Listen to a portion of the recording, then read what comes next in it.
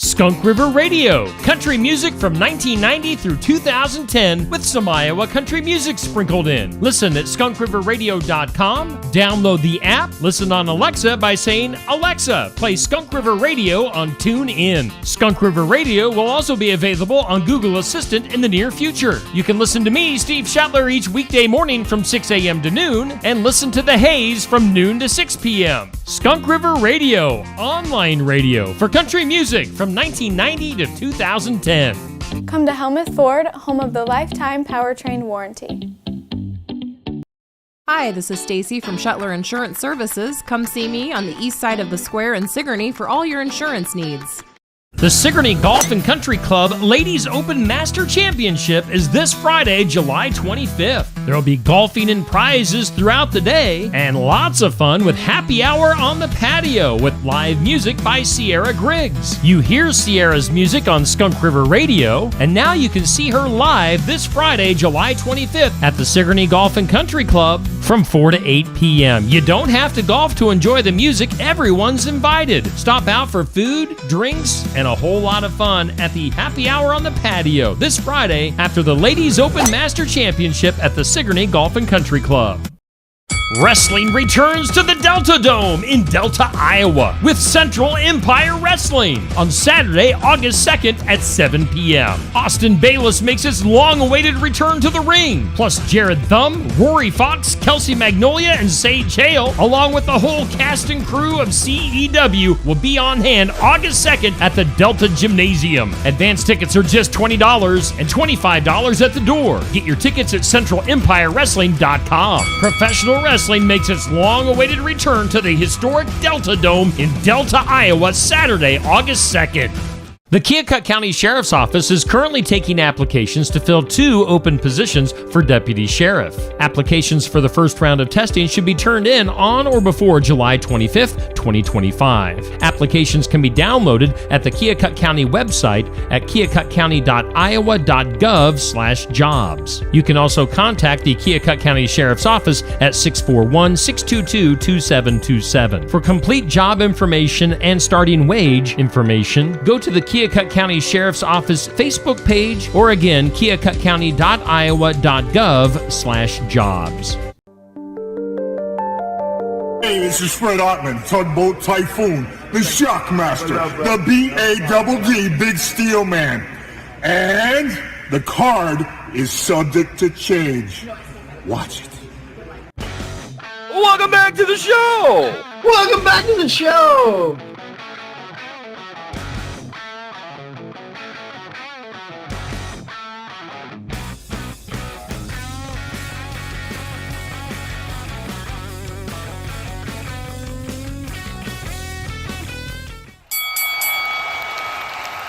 And now, your hosts of the Card Subject to Change podcast, the 4 Frequency Sake Tag Team Champions of the World, the Wizard CZ, and never wrong, Nick Bull.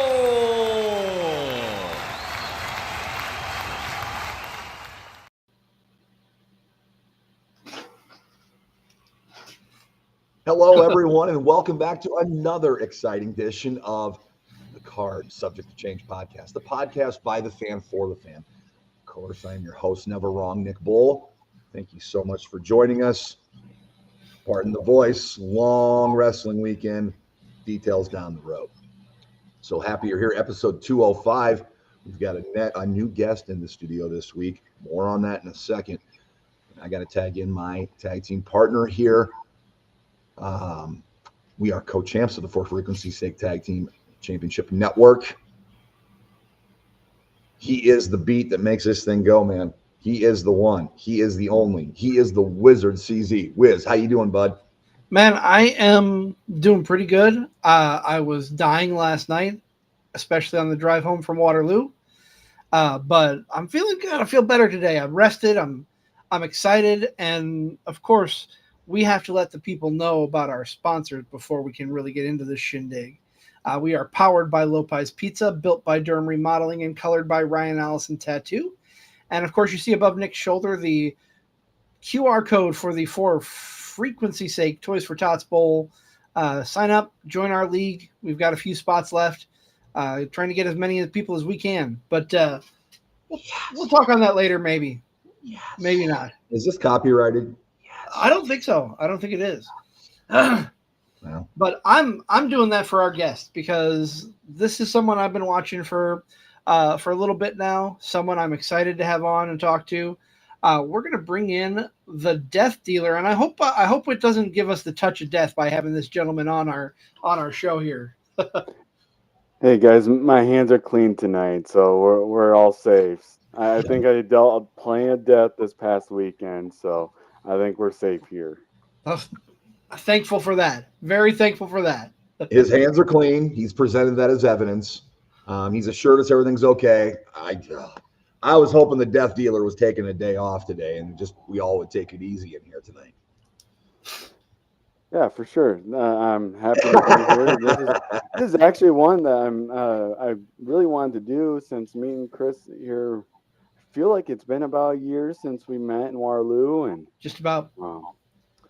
so yeah, I'm happy to be here. I'm always happy to get on a podcast and spew whatever BS is on my head, and hopefully it sticks, and hopefully some of it matters, and yeah. So yeah, this is kind of where I'm at in my life right now. What matters is that you're here, and we're glad you're here. And every time we get a first timer in the studio or on the horn here, I gotta ask my question. I always ask them, Death Dealer, why professional wrestling?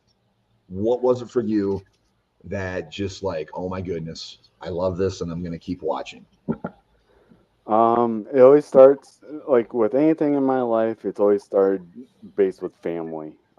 My father got me into racing. He got me into football. He got me into wrestling.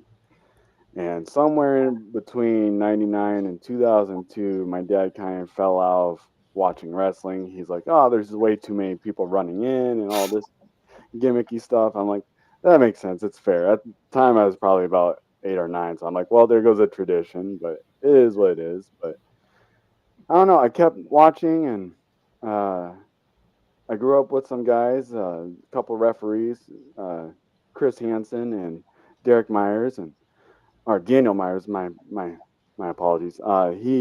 We grew up together, and we'd have Monday Night Raw watch parties every week from like 2009 all the way through 12. I stopped watching wrestling from like 06 to 09-ish, and by the time I came back, it was a completely different ball game. They went PG. There was no more blood. There was limited cursing and all this other stuff. But man, I got the itch, and I just went into, I wonder what pro wrestling is around my neighborhood. And sure enough, there's Impact Pro Wrestling, 15 minutes from my house. So yeah, I couldn't be any luckier, and they had a school. But Death Dealer signed up for the military instead of going to wrestling school, so I went and did that. And TS Aggressor said, "Go do that. I don't want to split your training and then have to retrain you on stuff when you get back." So, long story short, I came back from basic training after graduating and training in field artillery. I came back and trained and met Frankie J and James Jeffries were the first two that I met when I got training my first day. And Ugly was my primary trainer. Was lucky to get ring time with TS Aggressor, James Jeffries, Justin Decent, Johnny Fitness, Ricky Love, Big Picture, Marshall Scott. There's so many guys that I feel like shouldn't be forgotten. And I will always talk about those guys and bring their name up whenever I have the chance to. But I'm blaming them for who I am today. So for better or for worse, that is kind of the background. And I got the name, the Death Dealer, from basic training. Each platoon had different names for them, like the Dirt Dogs or War Dogs or whatever they were. They were all lame except for ours. Ours was sick. That's why I kept it as my wrestling name. So yeah, so Death Dealer was born about like 8 years ago, I guess. Now I'm getting old real quick, and yeah, and we're off and running now, and I'm more than happy to put the face paint on and hit the siren whenever I see fit. Awesome. Yeah, I wanna back up a little bit. You talked about, and almost everybody I know, from whether they're fans, whether they're wrestlers, has a story like this where they lapsed in their watching. So I haven't asked this to anybody, and I should ask it more often. What was it that brought you back? So I was dating this girl for a while, and I had this stack of video games, and I was looking to trade them in and get the new Madden. You know how GameStop is; they give you 60 cents on the dollar or whatever it is. And I traded them all in, and she's like, "Wow, you had all these wrestling games." I'm like, "Yeah, I did." And this is kind of towards the end of that relationship, but we split, and I'm like, just thinking, like, man, I just can't get wrestling off my mind. So I'm like, let me turn it on, see what's going on. And I talked to my buddy Chris Hansen, and he was still into it, and I kind of fell back into that group and was able to just get hooked again. And yeah. Wait, going back and talking about, when you first started wrestling and staying with it, what people, what matches, moments, what sticks out to you from that time in your fanhood? The early part would probably be like my first memory is like it's just a Steve Austin promo, and that like I don't think it gets any more intense than that. And it was at the height of the McMahon Austin stuff. Um, then there's always like the stuff with the Undertaker, and there's always the stuff like I remember the Big Show choke slamming Kurt Angle off that platform trying to save like Torrie Wilson or something, and just blood pouring out of the back of his head. That stuck with me. So thanks for scarring me, WWE. Sure. So Sure. yeah, there's just so much that like now that I'm going back and like rewatching like all the Monday Night Raws, and I never grew up as a WCW household, so I'm kind of going week for week between WCW and WWE, and Okay. seeing new stuff, and also reliving, getting the nostalgia of old WWE, and it's like, oh wow, this is about the time I started watching. This is cool. Or finding new characters that I never got to experience when I was a kid. Like Adam Bomb is one of those guys that I'm just like, that guy's sick. He would have been awesome today. How did they swing and miss with him? Because to me, that's a big guy. He's got the look.